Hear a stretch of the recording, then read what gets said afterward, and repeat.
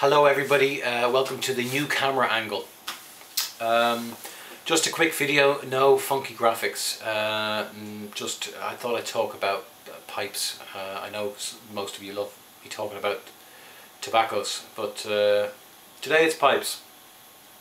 A funny story to tell you. I was out for a walk with the wife in the park the other day, and we sat down on a bench in the sun and just for a few minutes, and I thought I'd light up a pipe.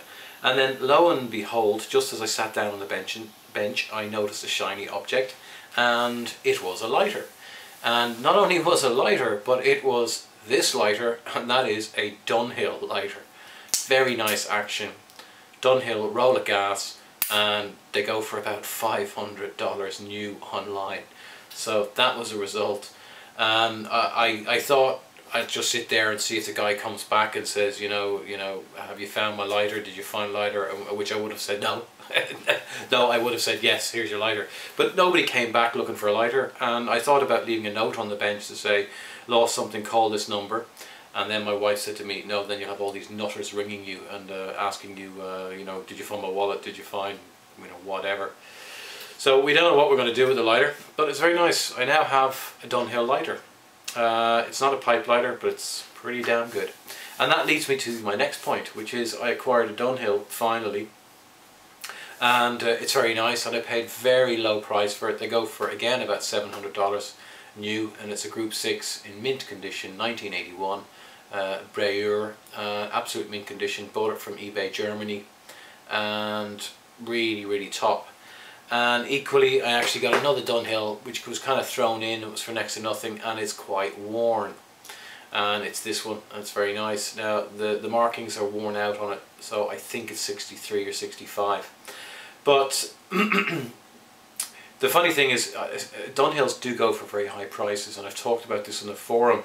But I find the older they are, the more they can often go for. But the problem with an old Dunhill is they're very worn. And this, in fact, is so worn here from the guy with his pipe knife.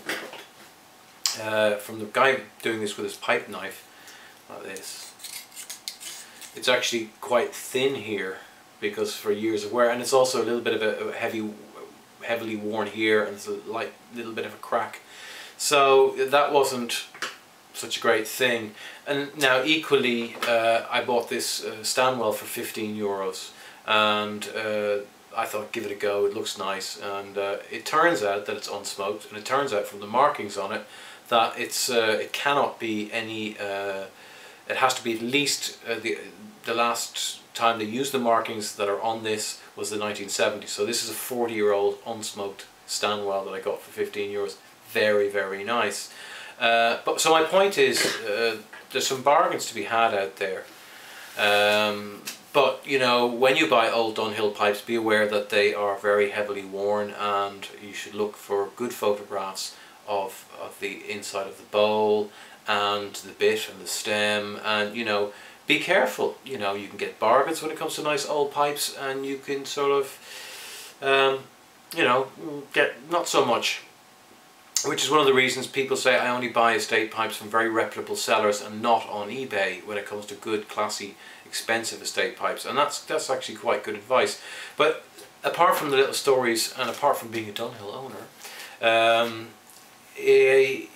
I want to just talk about good smokes and what makes, and I've been thinking about this for some time, what makes a pipe a really good smoke. And I read a review of GLPs, and actually I was reading up on my City Deluxe, which is a GBD second, which I think is actually from the 30s. And this is a really great smoker, and this is one of the estates I got from my relative, my mother's relative cousin in America, and it's smoking really great. And GLPs said, sometimes a pipe just sings, and I thought that's a really good way of putting it. Sometimes pipes just sing. A prime example for me is this Peterson's 2006 St. Patrick's Day, and it's an X1 of 5, lovely classic billiard, fat billiard shape. And it's just, whatever I put in it, it's fantastic. It's not a particularly old pipe, it's not a particularly expensive pipe, and it's just fantastic. Another one actually on a similar note is a Paranelli that I bought for something like $29, and unsmoked, and they do go in shops for about $40–50, and absolutely fantastic. Really, really, really great pipe. You know, so what makes a pipe sing? You know, I had the thing with my estate, my first estate pipe from the 60s, this lovely Castello antiquarian, they call it, I think.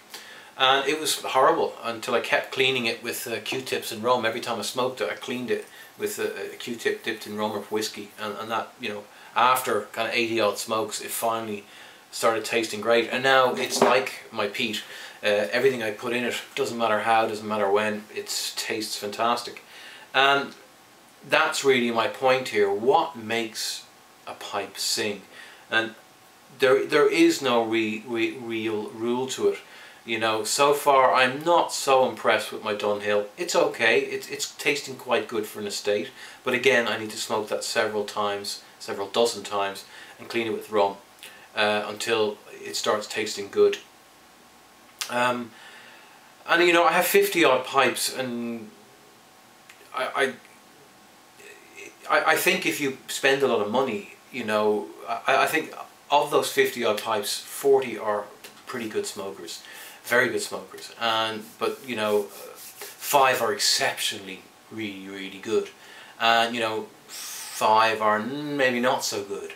And there is this other thing I've heard, that you know, there's no such thing as a bad pipe, there's only bad pipe smokers, and I find that largely true.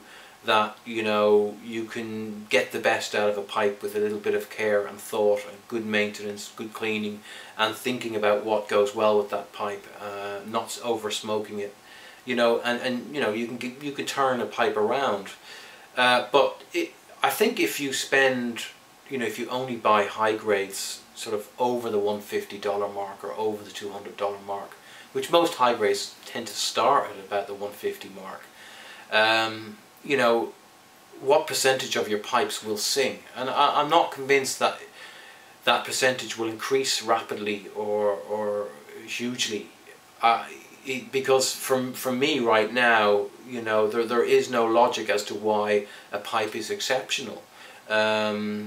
Things like good drilling helps, things like a vintage briar helps, but it's not necessarily the case. So quite a new peat or a new Paranelli, quite cheap, can be just as good. My GBD, actually, it has one of these dual bits. It has a Tuscan stem. It's got 2 holes. They're quite narrow actually, so it's not overly widely drilled. So it's not necessarily a wide drilling of the stem and shank. So really, when you get down to it, you know, you can say what makes a bad pipe, but what makes a pipe sing? You know, it's many things. I really like having my Dunhill. I'm very happy with the lighter I found, and I'm very happy with my Stanwell for next to nothing, and I'm very happy that it was unsmoked, and the guy didn't mention it was unsmoked, so I got a bargain, because the bidding would have been a lot higher if he had mentioned it was a 1960s, 70s pipe unsmoked. But what makes a pipe really exceptionally tasty and delicious, I really don't know. I just know the more you have, the more exceptional smokers you will have. Anyway, there's the pipe update. I hope you enjoy that. Bye for now.